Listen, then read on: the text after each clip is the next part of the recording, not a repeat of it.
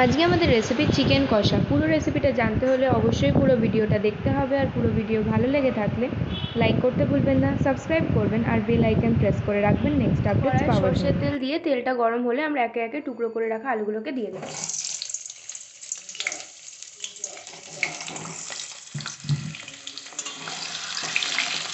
আলুগুলো ভাজা হয়ে গেছে, এবার আমরা একে একে তুলে নেব। এবার তেলের মধ্যেই দিয়ে দিচ্ছি গোটা জিরে ফোড়ন আর চিনি। মধ্যে দিয়ে দেবো আগে থেকে কুচানো পেঁয়াজ, দিয়ে অল্প কিছুক্ষণ ভেজে নেব।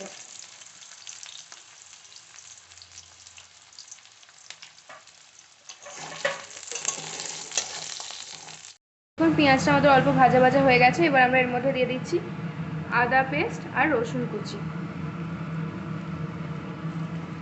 দিয়ে আবারও একটু ভালো করে নাড়িয়ে নেব।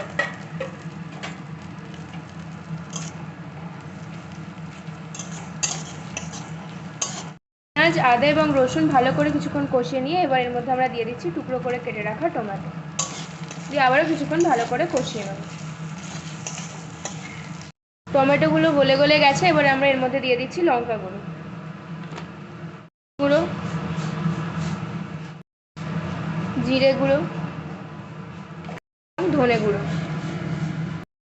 দিয়ে আবারও কিছুক্ষণ কষাতে থাকতে হবে। দেখুন সাইড দিয়ে তেল ছেড়ে গেছে, এবার আমরা এর মধ্যে দিয়ে দিচ্ছি পরিমাণ মতো নুন,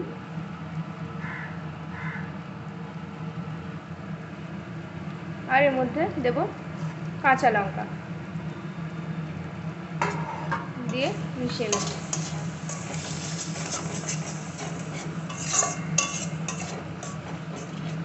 দিয়ে এবার এর মধ্যে দিয়ে দিচ্ছি আমাদের আগে থেকে কেটে ধুয়ে পরিষ্কার করে রাখা চিকেনগুলো,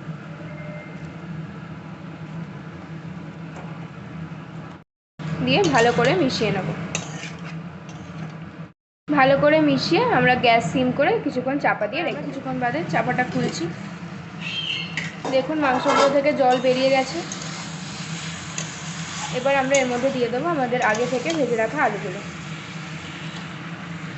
দিয়ে আবারও কিছুক্ষণ মিশিয়ে নিয়ে চাপা দিয়ে দেবো।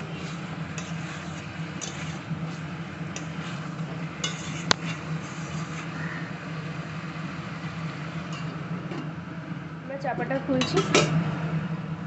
দেখুন আমাদের মাংস এবং আলু সবই সেদ্ধ হয়ে গেছে, আমাদের আজকে চিকেন কষা একদম রেডি। এবার আমরা ওপর দিয়ে অল্প একটু গরম মশলা ছড়িয়ে দেবো, দিয়ে স্ট্যান্ডিং টাইমে রেখে দিলেই রেডি হয়ে যাবে আমাদের আজকের চিকেন কষা।